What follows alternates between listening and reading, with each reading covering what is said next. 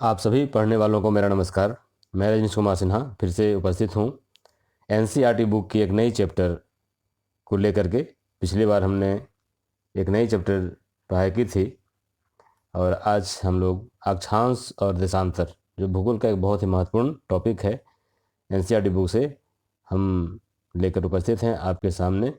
यह book NCERT की पुस्तक है सामाजिक विज्ञान की पृथ्वी और हमारा आवास। उसका चैप्टर नंबर 2 है। इसका दूसरा चैप्टर है ग्लोब, अक्षांश और देशांतर। दूसरा चैप्टर क्या है? ग्लोब, अक्षांश और देशांतर। बहुत इंपॉर्टेंट चैप्टर है यह, लैटिट्यूड एंड लैंगिट्यूड।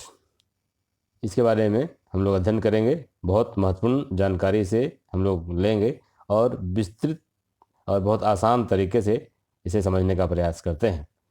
पिछली चैप्टर में हमने पढ़ाई की थी पृथ्वी का आकार यह पूर्ण गोलाकार नहीं है, यह उत्तरी और दक्षिणी ध्रुवों पर थोड़ी चपटी है। अब देख सकते हैं हमारी पृथ्वी पूर्ण रूप से गोलाकार नहीं है, यह उत्तरी और दक्षिणी ध्रुवों पर थोड़ी चपटी है तथा मध्य में थोड़ी उभरी हुई है। यह सेब के आकार के समान है। बहुत इंपॉर्टेंट है, इसे याद रखिएगा, समझिएगा। बहुत बेहतरीन तरीके से समझने का प्रयास करेंगे सरल शब्दों में। अब हम लोग देखते हैं ग्लोब क्या है। ग्लोब पृथ्वी का एक छोटा सा एक वास्तविक प्रतिरूप है जिसके माध्यम से हम लोग पृथ्वी को समझने का प्रयास करते हैं, ताकि ग्लोब के माध्यम से हम लोग पृथ्वी के बारे में अच्छे से जानकारी ले सकें। नेक्स्ट हम लोग देखते हैं अक्ष। अक्ष क्या है? अक्ष वैसा बिंदु है जिस पर ग्लोब झुकी हुई अवस्था में टिकी हुई है। जिस पर ग्लोब झुकी हुई अवस्था में टिकी हुई है उसे या उस बिंदु को अक्ष कहा जाता है। यह दो है, अक्ष दो है, एक उत्तर में है, एक दक्षिण में है। ध्यान दीजिएगा, एक उत्तर में है या दक्षिण में है, इन्हें अंडरलाइन करके बताया गया है। इसे ही ध्रुव भी कहा जाता है, अक्ष को ही ध्रुव भी कहा जाता है। इसे दो रूपों में जानते हैं, उत्तरी ध्रुव और दक्षिणी ध्रुव। उत्तरी ध्रुव और दक्षिणी ध्रुव इसे बताया गया है। आप देख सकते हैं यह ग्लोब है और ग्लोब में दो बिंदु है जिसे अक्ष के रूप में दर्शाया गया है। आप इस ग्लोब में देख सकते हैं दो अक्ष है, यह दक्षिणी अक्ष है और यह उत्तरी अक्ष है। इसे आप देख सकते हैं, उत्तरी अक्ष और दक्षिणी अक्ष एरो से समझाया जा रहा है। चलते हैं हम लोग इसी अक्ष पर, ये जो दो अक्ष आपने अभी देखा, इसी अक्ष पर पृथ्वी पश्चिम से पूर्व की ओर घूमती है। याद रखिएगा, पृथ्वी अपने अक्ष पर पश्चिम से पूर्व की ओर घूमती है। यह बहुत इंपॉर्टेंट प्रश्न बनता है, पृथ्वी किस दिशा में उगती है? तो पृथ्वी पश्चिम से पूर्व की ओर घूमती है। इसी कारण सूर्य का उदय पूरब की ओर होता है। अब हम लोग देखते हैं विषुवत विषुवत इक्वेटर इसे कहते हैं, अंग्रेजी में इक्वेटर कहा जाता है। यह एक काल्पनिक रेखा है। क्योंकि हम लोग ग्लोब पृथ्वी का प्रतिरूप है तो उस पर जो अध्ययन करेंगे वह काल्पनिक ही करेंगे। काल्पनिक रेखा है जो इस ग्लोब को दो बराबर भागों में बांटती है। आप इस छोटे से चित्र में देख सकते हैं, यह रेखा पूर्व से पश्चिम की ओर होती है या पश्चिम से पूर्व की ओर होती है। क्योंकि वृत्त है, गोल है, तो यह किसी दिशा में होती है, लेकिन ध्यान देना है कि यह पूर्व से पश्चिम की होती है, न कि उत्तर से दक्षिण। पूर्व से पश्चिम की ओर होती है, इसीलिए ग्लोब को यह दो भागों में बांटती है। ग्लोब को यह दो भागों में बांटती है, उत्तर एवं दक्षिण।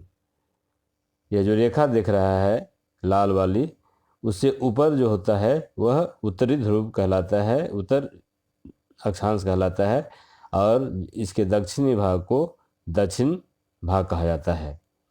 उत्तरी हिस्से को उत्तरी गोलार्ध और दक्षिणी हिस्से को दक्षिणी गोलार्ध कहा जाता है। बहुत आसान सरल शब्दों में आपको समझाया जा रहा है, इसे समझने का प्रयास कीजिएगा। अब आते हैं अक्षांश रेखाएं। अक्षांश रेखाएं क्या है? आपने विषुवत रेखा समझ गया। आप विषुवत रेखा पृथ्वी के चारों ओर होती है, इसलिए इसे विषुवत वृत्त भी कहते हैं। मैंने अभी बताया था, यह रेखा जो है चारों तरफ होता है, गोल होता है, इसीलिए इसे विषुवत वृत्त कहा जाता है। ये रेखाएं विषुवत वृत्त से दोनों ध्रुवों तक स्थित होती हैं। यह रेखाएं विषुवत वृत्त से दोनों ओर स्थित होती हैं। ये सभी रेखाएं समानांतर होती हैं इन्हें अक्षांश रेखाएं कहा जाता है। हम लोग इसे समझेंगे फिर से। इस चित्र के माध्यम से हम लोग समझने का प्रयास करते हैं। यह गोला है और इसमें जो बीच का लाइन दिख रहा है, दिया जा रहा है लाल कलर से, यह अक्षांश रेखा है, भूमध्य रेखा। इसको भूमध्य रेखा भी कहते हैं। 0 डिग्री अक्षांश रेखा। ये दक्षिण की ओर अक्षांश रेखाएं, दक्षिण की ओर की अक्षांश रेखाएं हैं। ये दक्षिणी गोलार्ध में अक्षांश रेखाएं हैं। यह ध्रुव है, दक्षिणी ध्रुव। अब उत्तर की ओर देख रहे हैं हम लोग, उत्तरी गोलार्ध में अक्षांश रेखाएं, उत्तरी गोलार्ध में अक्षांश रेखाएं, अक्षांश रेखाएं उत्तरी गोलार्ध में, और ये दक्षिण उत्तरी ध्रुव, उत्तरी ध्रुव है। यह उत्तरी अक्षांश की रेखाएं हैं और यह दक्षिणी अक्षांश की रेखाएं हैं। तो समझने का प्रयास करेंगे।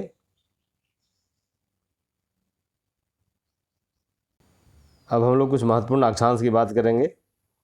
0 डिग्री अक्षांश रेखा, पहले भी हम लोग देखा, इसका नाम है विषुवत रेखा, इक्वेटर या भूमध्य रेखा। याद रखिएगा, बहुत इंपॉर्टेंट है। कुछ महत्वपूर्ण अक्षांश रेखाएं हैं जिसे प्रश्न हमेशा आते रहे हैं। तो 0 डिग्री अक्षांश रेखा को विषुवत रेखा, इक्वेटर या भूमध्य रेखा भी कहते हैं।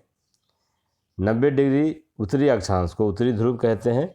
वह उत्तर में जो बिंदु है उसको उत्तरी ध्रुव या 90 डिग्री उत्तर कहते हैं। 90 डिग्री साउथ, 90 डिग्री दक्षिण को दक्षिणी ध्रुव कहते हैं। 23.5 डिग्री उत्तर, यह कर्क रेखा कहलाती है। बहुत इंपॉर्टेंट, कर्क रेखा से अनगिनत प्रश्न आते हैं, आगे हम लोग देखेंगे। 23.5 डिग्री साउथ दक्षिण को मकर रेखा कहते हैं। यह दक्षिणी गोलार्ध में होता है और कर्क रेखा उत्तरी गोलार्ध में होता है, याद रखिएगा। 66.5 डिग्री नॉर्थ उत्तर, इसे आर्कटिक रेखा कहते हैं, जो उत्तरी गोलार्ध में स्थित है। और 66.5 डिग्री साउथ, यह दक्षिणी गोलार्ध में है, अंटार्कटिक रेखा कहते हैं। इसे भी हम लोग एक वृत्त के माध्यम से समझते हैं, एक मैप चित्र के माध्यम से समझते हैं। देखते हैं, यह एक वृत्त बनाने का प्रयास किया गया है, समझिएगा।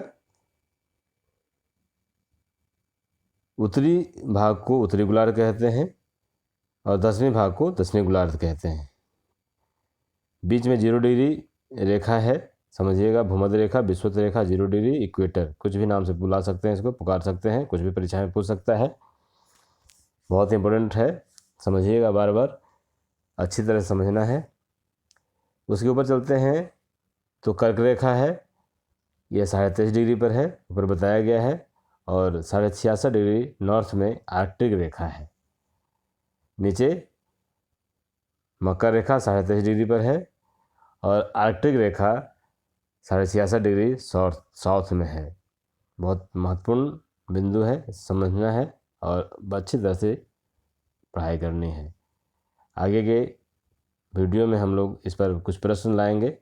यह अक्षांश और देशांतर का आधा भाग है। अगले वीडियो में इसका अगला भाग बताया जाएगा। वीडियो देखने के लिए बहुत बहुत धन्यवाद।